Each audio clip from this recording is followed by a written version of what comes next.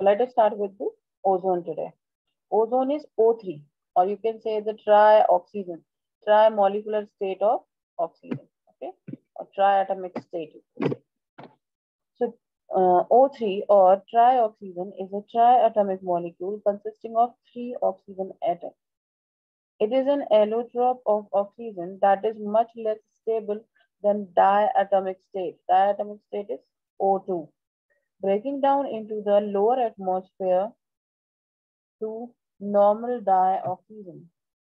So in atmosphere, because of some chemical changes and the conditions present at the above means at the above of our atmosphere, there are some conditions because of that ozone layer form. The O3 molecule exists, but it is not actually a permanent or stable type of molecule. It is quite much like it is quite much unstable as compared to the oxygen. So whenever your this O3 exposed to other chemicals, so the bond between the three oxygens can easily break. Okay, so it is less stable as compared to the dimolecular allotrope of oxygen. How ozone is formed?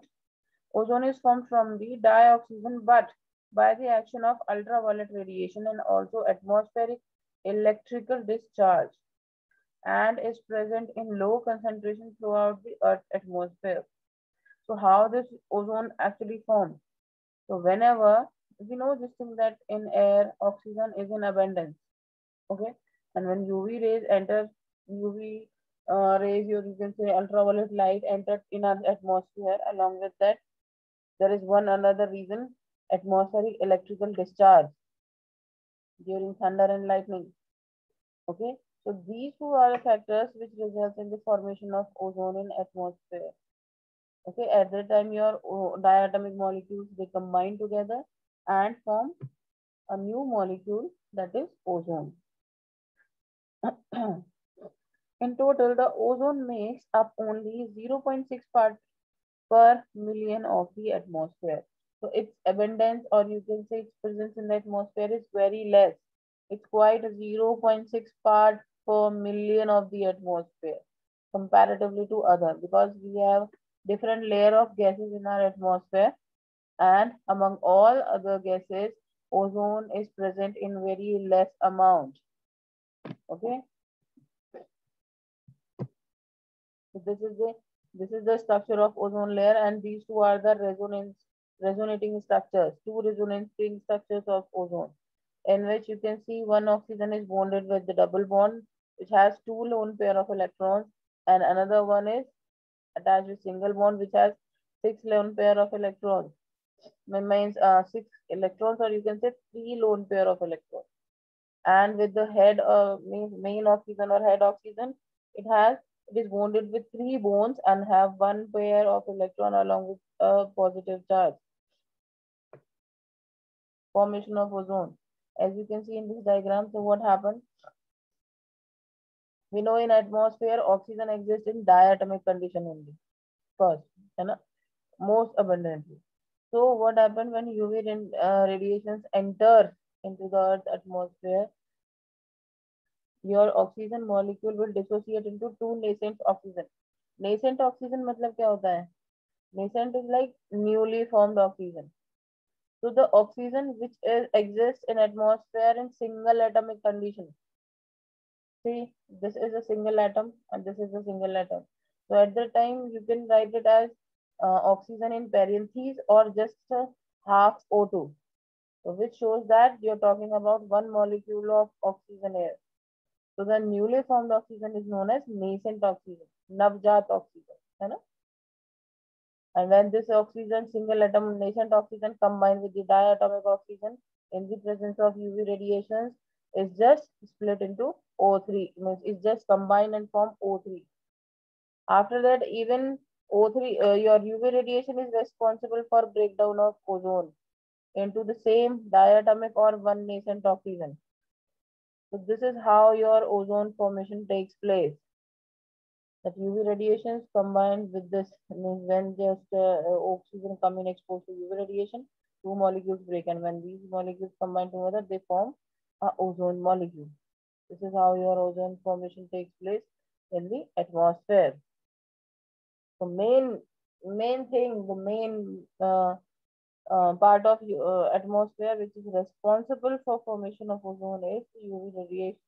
Because electric discharge is actually not frequent process. We will be able to see the electrical discharge only in means rainy season at the time of thunder and lightning. Okay, but in entire year, rays will be the most important factor to produce ozone. Okay, ozone is a pale blue gas.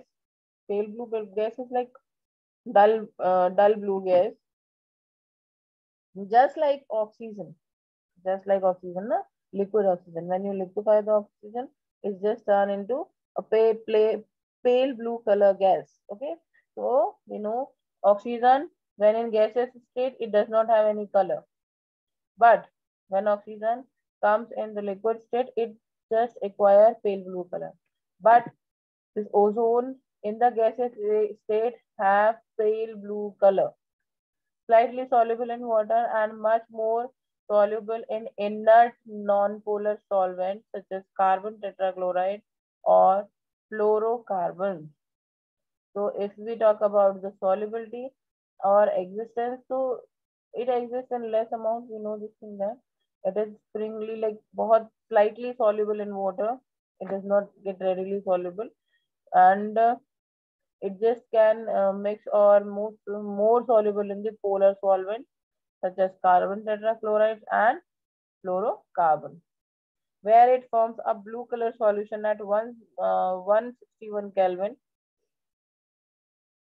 Okay. It condenses to form a dark blue liquid, and when it condenses, when you just convert it into the liquid, when you condense it, it just form a dark blue color liquid. Okay, so at temperature below 80 Kelvin, it form a violet black solid. When you try to solidify this gas will convert into a violet black solid substance. So when in gaseous state, it will be looks like a pale blue color gas. When it comes into the liquid state, it condenses and forms dark blue liquid. And when you keep on reducing the temperature up to 80 Kelvin, 81 Kelvin, 80 to 81 Kelvin, at that time it forms a violet black solid. So there are three different colors and three different states, okay, of ozone. Ozone is a powerful oxidizing agent, far stronger than O2. We know that oxygen is a good oxidizing agent, but as compared to this oxygen, O3 is considered to be as good oxidizing agent. Why? Because of the maximum number of oxygen. And there we have only two oxygen which can oxidize anything. But if we have large number of oxygens in any molecule, it means that it shows like more property as compared to the lesser one. It is also unstable at high concentration, decaying to ordinary diatomic oxygen with half-life of about an hour in atmospheric conditions. So what happens if we talk about the stability? So it has high concentration of decaying, means बहुत जल्दी decay होता है, and it's quite unstable. So any change in the atmosphere or after a duration or period of time, this O3 automatically breaks and form oxygen molecule, diatomic molecule. Okay. Ozone also oxidizes nitric acid to form nitrogen oxide. So we know this thing that since ozone have oxidation property, it can oxidize anything. So it can oxidize the nitric acid also and form NO2, means nitrogen dioxide, like NO2 plus O3, it gives NO2 plus oxygen. Oxygen oxidize sulfides and sulfates. For example, lead sulfide is oxidized to lead sulfate. So PbS, lead sulfide, when react with the ozone, it gives sulfate, lead second sulfate, PbSO4, and plus oxygen molecule. So this proves that it is a good oxidizing agent as compared to the oxygen. So how ozone react with different types of components? First, it acts as a reducing agent. Okay, where with BaO2 and your H2O2. Okay, so it can reduce both the compounds and compounds which are similar to this. So BaO2 plus O3 gives BaO plus 2O2. If we talk about peroxide, then H2O2 plus oxygen, it forms H2O and O2. It can react with the metal iodides. So what happens when you react your potassium iodide? So what happens is just Ki plus O3 plus H2O. It gives KOH plus I2 and oxygen. In this, your I2 and O2 will liberate out of the system, and you will get potassium hydroxide. Uses of ozone, where means what are the specific uses? First, oh, we know this thing that it is a good oxidizing agent. Okay, so ozone is a reagent in many organic reactions in the laboratory and in industry. So we used to use oxygen as a reagent to perform so many reactions and to perform so many actions in the industries and laboratories. Ozone lysis is the cleavage of an alkali to carbonyl compound. So what is actually a ozone lysis? It is a cleavage. Cleavage means it's just break. Cleavage means divide karna. It divides. So what is actually ozone lysis? The cleavage of the an alkene to carbonyl compound. Carbonyl. Which functional group is present in carbonyl compound? Remember from organic 11th class. Yes, which functional group is present in carbonyl? The word itself specifies. Okay, we'll talk about this when we'll go for the organic part. Okay.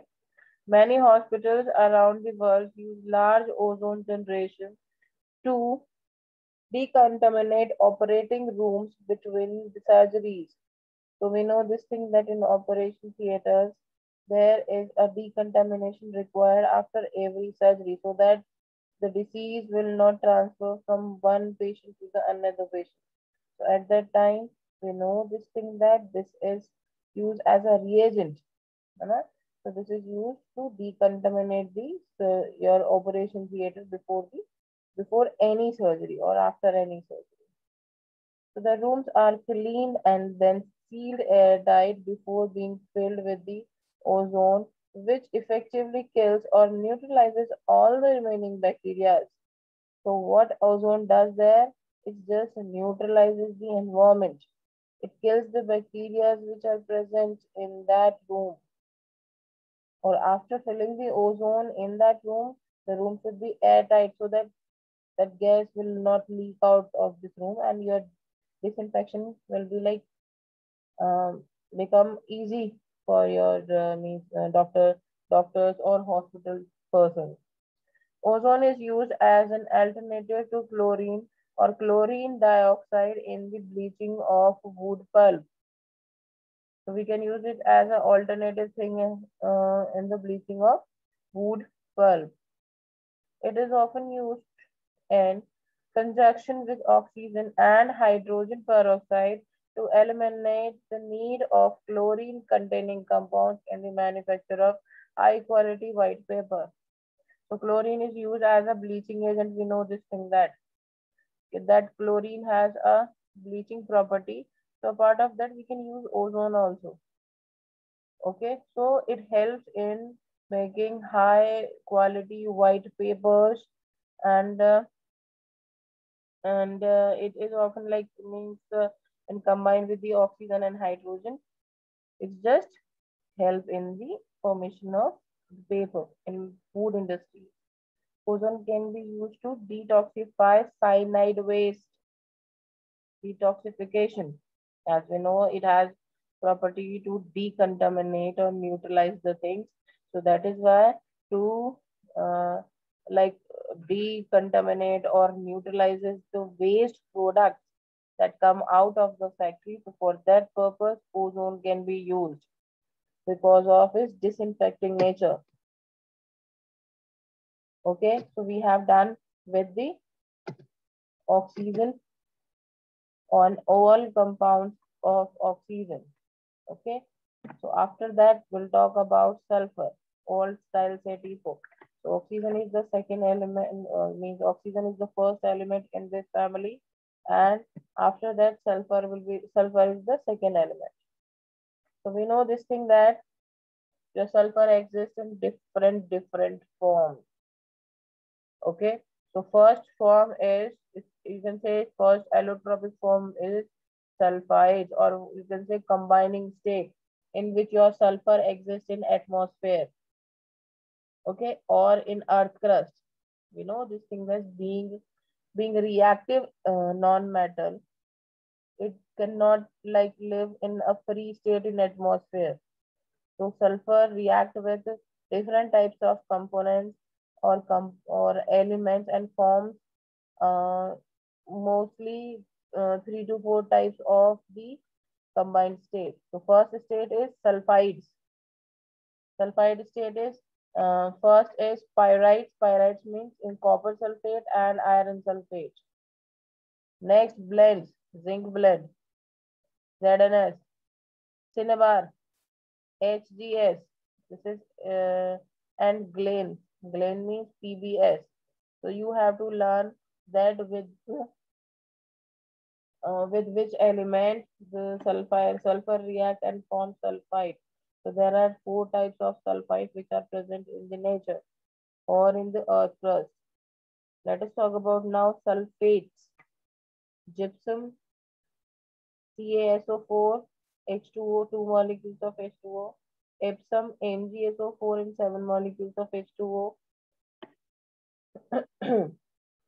Borates, BaSO4 and Galubus salt, Na2SO4 and 10 molecules of H2O.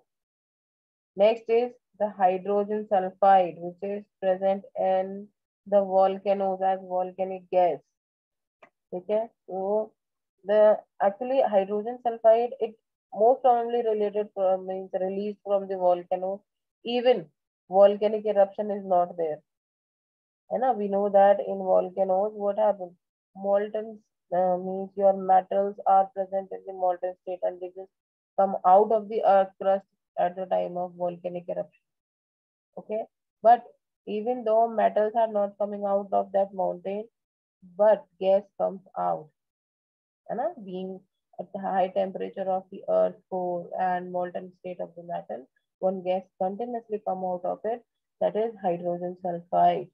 Okay, and this is known as means like volcanic gas. So many gases are there also, other gases are there, but the gas which is present in abundance in large quantity, that is hydrogen sulfide. Okay, now hydrogen sulfide in volcanic gas in proteins and in also in proteins. Sulfur is also present in proteins. Okay, so let us talk about the allotropes of sulfur. These are very important because we know allotropes form because of the arrangement, different or you can say spatial arrangement of your element. So let us talk about the first one, which is rhombic sulfur. It is also known as the crown sulfur, okay? Because as you can see, when 8 molecules of sulfur, they are arranged in a specific pattern, they just make a crown. This looks like a crown of a queen, okay? So this allotrope is yellow in color.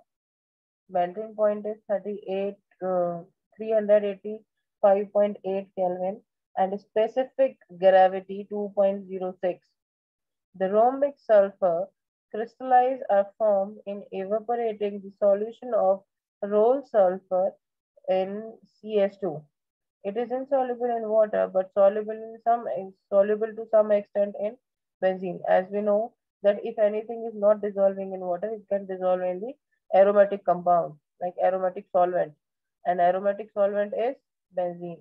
As water is the universal solvent for diatomic, same way benzene is the solvent for the organic compounds which have like cyclic structures and some different structure. Alcohol, water, and ether all are same. So it is readily soluble in CS2. It is also called octahedral structure since 8 sulfur are arranged in a specific means arrangement or spatial arrangement. So this forms a crown. This is known as octahedral sulfur or the crown structure of sulfur. So this is the shape of rhombic sulfur. So they can ask you, they can give you this shape in 1 mark and ask you that recognize that which shape uh, this shape is related to which element or name the shape of the element. So this is octahedral sulfur in which 8 sulfurs are arranged in a specific manner and form like a crown. Next is monoclinic sulfur or beta sulfur, cyclone 6, as you can see in this. After that, its melting point is 393 Kelvin and its specific gravity is 1.98. It is soluble in C2S, carbon sulfide. Both are soluble in C2S actually, but the structure is like this, in which 6 carbon, this is cyclo 6, this is cyclo 8. 8 sulfur are arranged in a cyclic manner. Cyclic means when both the ends are closed actually. So this is also a cyclic structure, then this is also a cyclic structure. Na? As you can say, ring structure. So when 6 sulfurs are arranged, they just form a chair-like thing, as you can see in the diagram. So this is also known as the chair structure of sulfur. But scientifically, we used to name it as monoclinic sulfur or beta sulfur. Okay. So rhombic has 8 sulfur atoms which are arranged in a cyclic structure, and your monoclinic sulfur or beta sulfur has 6 electrons. That is why it is known as cyclo 6. Let us talk about the different structures when you just polymerize the sulfur. So plastic or gamma sulfur. Plastic or gamma sulfur means in this the sulfur has a unique property to arrange in a linear so that they can make polymers. I think you are familiar with one word galvanization. And in galvanization, we used to use sulfur to solidify the rubber or to increase the strength of the rubber. So this there is one one allotrope also. This is look like plastic and gamma sulfur. Why this is known as plastic sulfur or gamma sulfur? Because at a small amount of temperature, it just changes shape and and deform or you can say or attain a different shape. Okay, so as you can see previously, before heating it, the sulfur has 8 electrons here, and that too are arranged in a specific manner. है After that, when you just give a heat to that sulfur, it's just arranged in a sequence. All the electrons, all the sulfur atoms are arranged in a linear state. So when it is in solid state, at this means like when 8 atoms of sulfur are there, at that time this is known as yellow sulfur or crystalline monomer. And when you heat it, it just convert into a polymer. Means from monomer, it convert into polymer after a small heat only. So it shows properties similar to the plastic. That is why this gamma sulfur is known as plastic sulfur because of its because of changing property of its shape after heating. Okay. Next is milk of sulfur and colloidal sulfur. Milk of sulfur will be like the preparation prepared by boiling of sulfur with the milk of lime. A mixture of Ca pentasulfide and trisulfate are formed, which on treated with HCl gives milk to milk of sulfur. So what happens when you react CaOH plus with sulfur in presence of HCl, you will get CaCl3 plus 12S and H2O. So this is known as the milk of sulfur. So what happens next is colloidal sulfur. Trisulfate react with the dilute acids to produce sulfur, the sulfur dioxide and water. The trisulfates will be like this, means thiosulfates like this, Na2H2O3. This is a thiosulfate compound which reacts with the HCl and gives NaCl, S plus H2O and plus H2O. And by the action of like H2S on SO2, what happened? When H2S on means react with the SO2, it gives S and H2O. So these are the some allotropic forms of sulfur which shows different property of from one another. They can ask you to write the names of some allotropic forms of sulfur. At that time you have to mention all the forms, or even they can ask you only, they can give you a name and explain and ask the question that which means this allotropic form is related to which element, or they can ask you how this allotropic form exists, how this allotropic form reacts. So at that time you have to explain this thing in detail.